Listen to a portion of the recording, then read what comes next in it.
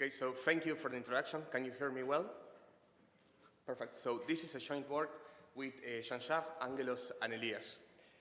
So what we want to do is to solve a particular kind of bilinear system, okay, that involve two different supports. This is, we have polynomial systems where the monomials are different. So we consider three blocks of variables, the blocks x, y, and z, okay? And we take R polynomials bilinear in x and y. That is, if we see the polynomials as polynomials in x, we have linear polynomials. And if we see the polynomials as linear in y, as polynomials in y, we have linear polynomials again. Okay? And then we consider the rest of the polynomials as bilinear in x and z. So here, n is the number of affine variables in x, y, and z. Okay? So this is a square system. And in general, this system has a final number of solutions. So we consider the systems because they are one of the simpler cases that appears when we consider sparse systems, and in particular, sparse systems with different supports. And also because bilinear systems are important in practice, they have a lot of applications, in particular in crypto or in game theory. So what we want is to solve these systems taking into account the sparseness, and in particular, we want to have an algorithm that is polynomially in the number of solutions. So for this, what we will do is to introduce a formula for the resultant, and we will show that this formula is related with a matrix that we can use in order to solve the system by doing some eigenvectors and eigenvalue computations. So the overview of the talk is something like this. So we have our square two-bilinear system. So two-bilinear system is the name that we gave to the systems. And what we want to do is to solve them. So the general strategy is we introduce a new polynomial f0, okay, multi-homogeneous. Later I will explain exactly what it is. And we will consider the resultant of the system that we get when we introduce f0. So we have a square system, we introduce a new polynomial, and now it's overdetermined. So the resultant is well defined in this case. So we will use the Weyman complex in order to construct a determinantal formula for this resultant. That is, we will construct a matrix whose determinant is exactly the resultant. Instead of computing the determinant of the matrix, what we will do is to use the structure of this matrix. We will compute some sure complement, and we will get a matrix whose eigenvalues are exactly the valuations of f0, that is the polynomial that we introduced, at the solutions of the original system. And then what we will do is to show how we can use the coordinates, how we can use the eigenvectors in order to recover the coordinates of the solutions. So when we have a Sylvester-like formula for the resultant, okay, or when we consider a Macaulay matrix, these kind of things are really well known, okay? So we know that when we have a Sylvester-like formula, we can compute from this matrix the multiplication maps, and we know exactly how to solve the systems by doing eigenvalues and eigenvector computations from the multiplication maps. But as I will show, this is not a Sylvester-like formula, so we cannot do these kind of things directly. So let's start. So we will introduce a trilinear polynomial f0, okay, linear in x, y, and z. So we want to involve all the variables here, and we will consider the sparse resultant of f0, fn. So the resultant will vanish if and only if the system that we are considering has a non-trivial solution. So what it is, it means that it has a solution over the product of projective spaces. So here nx is the number of affine variables in the block x, the same with ny and z.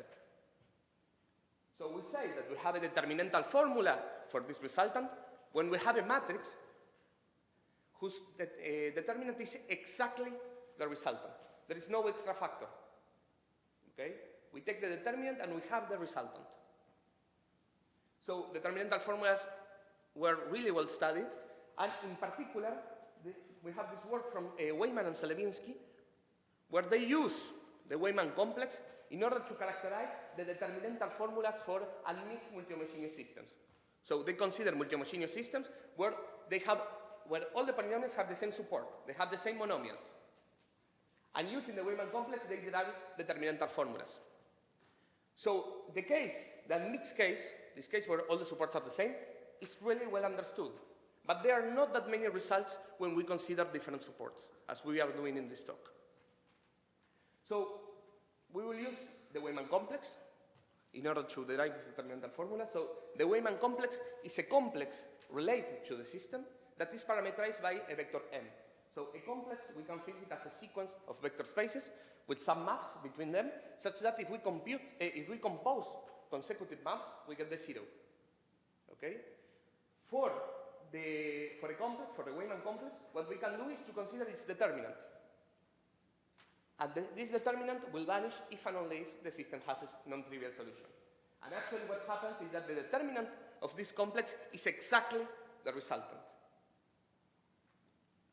So we can play with the different vectors M.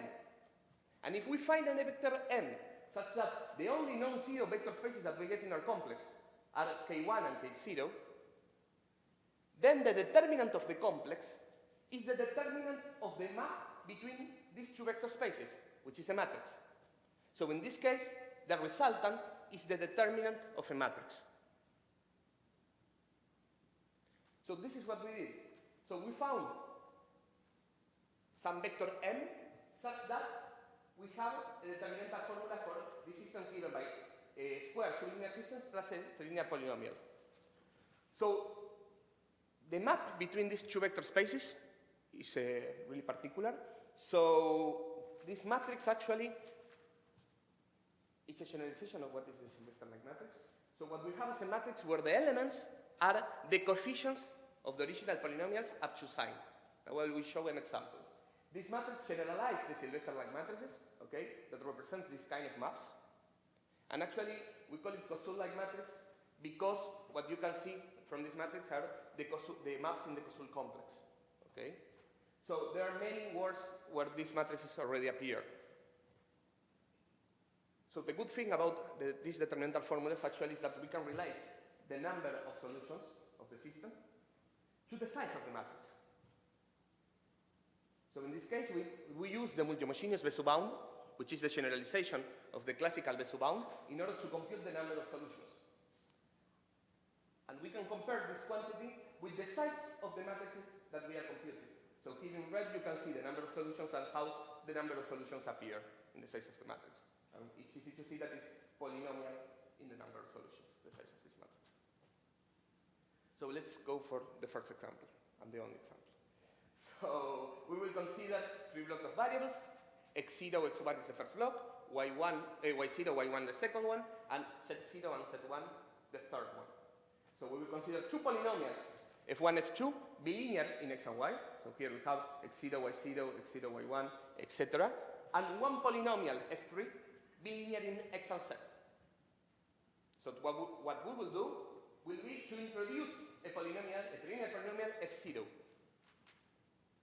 Now, we will consider the overdetermined system, and we will use the Kosul-like matrix that we reduced in order to compute the result.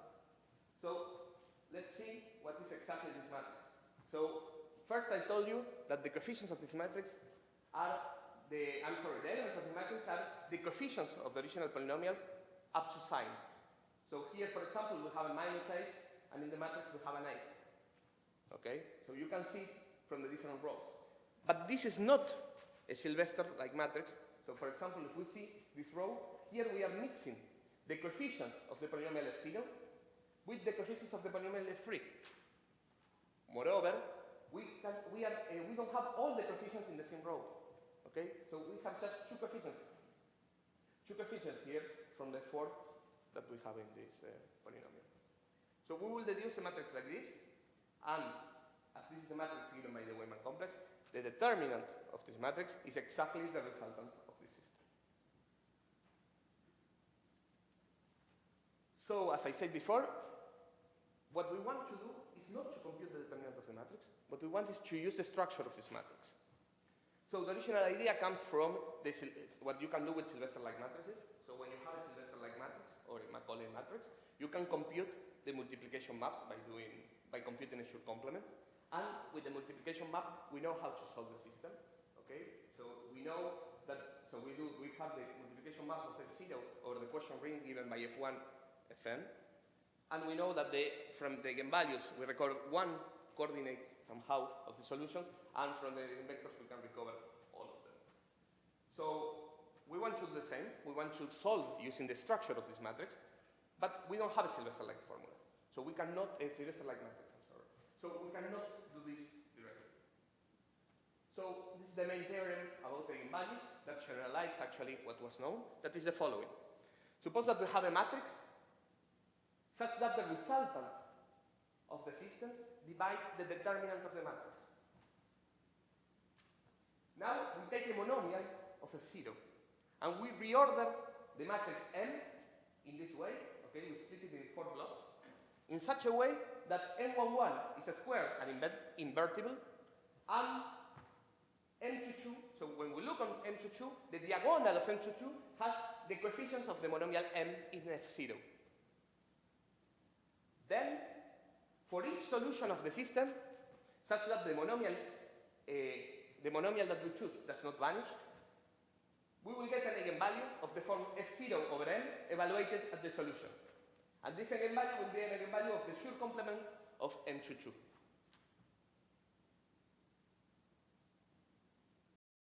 When we have determinantal formulas, every eigenvalue is of this form. So as you see, this is a general theorem. So now I will present and I will show you how we use it with 2 linear systems, but actually this holds in general. So in particular, we knew that this kind of theorems hold for Sylvester-like matrices, but now we know that this holds, for example, for Koszul-like matrices, and potentially for a bigger class of matrices, determinantal formulas or matrices, such that these preconditions hold. So as we said, we will take one monomial of F0, in this case it will be X0, Y0, Z0, and we will reorder the rows and the columns of the matrix that we had in such a way where we have a matrix M11 here, which is invertible. So I checked, it's okay. And then we get a matrix M22 where the coefficients of the monomial M, which is 3, with the square here, appear in the diagonal. So according to our theorem, when we consider the eigenvalues of this matrix, the eigenvalues of the Schur complement of M22, what we get is the evaluations of F0 up to the solutions. So here we have 2 solutions, okay? Roughly speaking, this is 1, 1, 1, and this is 3, 2, 3. And when we evaluate over this same equation, we get 3 and 1. So this is nice, but this is not enough in order to recover the solutions. So actually, this way, what we can say is that we are recovering at least one coordinate of the solutions, but we don't have the whole solution. So what we want to do is to use the eigenvectors in order to recover the coordinates, the whole solution. But we cannot do this directly as we did at this classical when we work with multiplication maps. What we have to do is to extend a little bit this vector. So let's see what we did. So we consider here the solution, 3 to 1. We compute the eigenvector, which is the 1, 2. And we can see from the 1, 2 that actually we don't have somehow enough information in order to recover the coordinate 3. Okay, this is with the hands. But what we need to do, what we need to do then is to extend this vector 1 to 2 in a particular way. So we come back to our original matrix and we compute a vector B that is the solution of this linear system. So this matrix times B is equal to the eigenvalue and a block of zeros plus B bar. As we assume that M11 is invertible, actually there is just a unique B. This vector B is unique if the eigenvalue is. So we will do the same here. We will take the 1, 1, a 1, 2. We will extend it, and by inverting a monomial map, we will recover the solutions. So here we can see the monomial map, and actually this represents a differential operator that evaluates the system at the roots. So we invert the monomial map and we recover the solutions. So what I just did was to use the Weyman complex to derive a determinantal formula for the resultant of these particular systems. This determinantal formula is a Koszul-like matrix. That means that the elements of the matrix are up to sign the coefficients of the input polynomials. And then I show how we can use the structure of this matrix in order to solve the system by computing eigenvalues and eigenvectors. So the perspective of this work is to extend this kind of Kosul-like matrices for multilinear mixed systems, okay? And then to study what is going on with the eigenvectors. Because we know that for all these kind of matrices, as we prove in the paper, the eigenvalues theorem hold. So that's all. Thank you.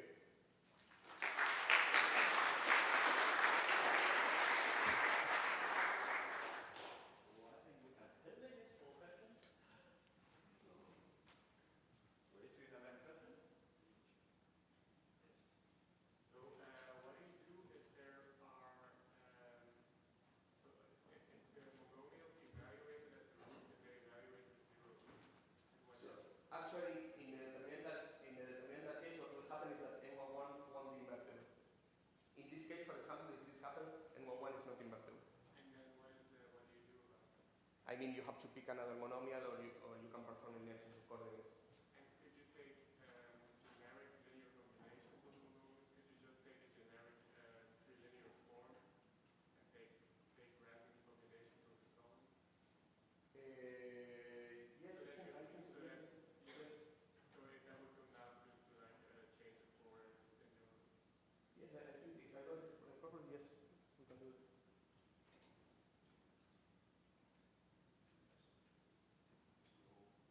Any other questions?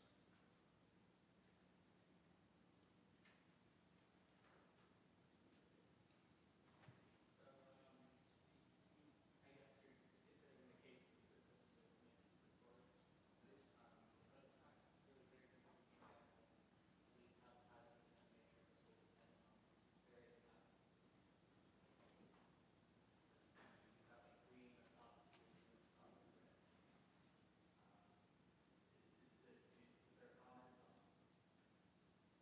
the size of the matrix will depend on support sizes? If you some tables that could unmixed K tables. I'm not sure if I understood the question, I'm sorry. Yeah, I actually, yes, how to take it. The size of the matrix counts the rest of the size of the support. Okay, so we have this formula here. So here we see R, okay? Yes, so here you can read how is the relation between the two. So when X and Y and Z is the number of variables somehow, R is the number of variables of polynomials in X and Y, and R like N minus R is the linear polynomials in X and Z.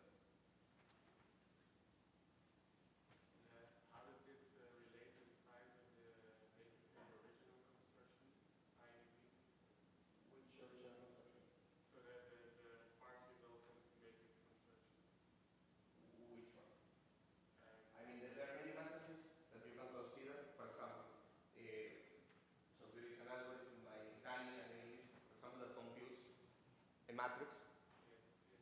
And that if we take the determinant of the matrix, what we will do is we will get the resultant plus an extra factor. Yeah, with an extreme. But in this case, it's the determinant formula. There is no extra factor. Okay, and so does that mean that the matrix is always smaller than the... Yes, I mean, this is the limit. So here we are introducing a linear polynomial, okay? But this is almost the limit of what we can do. You cannot do it better somehow with the determinant formula. Modulo the fact that we are introducing a linear polynomial. But actually we can introduce something that is not linear to make this quantity smaller.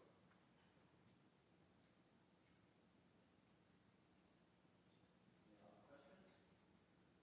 Comments? So you also mentioned this generalization from a bilinear system to multilinear system. But what are the underlying property of bilinear system or multilinear system?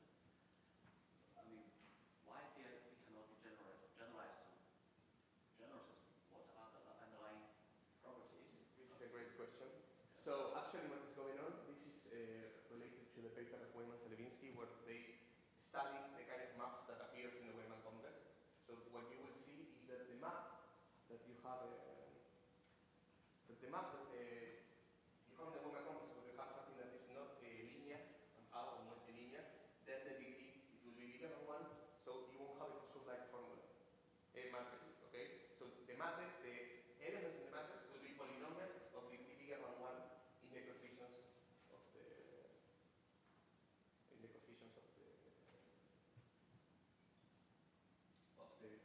input polynomials. So there are some restrictions, but in general, this is the limit of the Wayman complex. I mean, when you don't have linear maps, it's quite hard to follow exactly how it is mapped. Could you go back to the slides of the for the Wayman complex?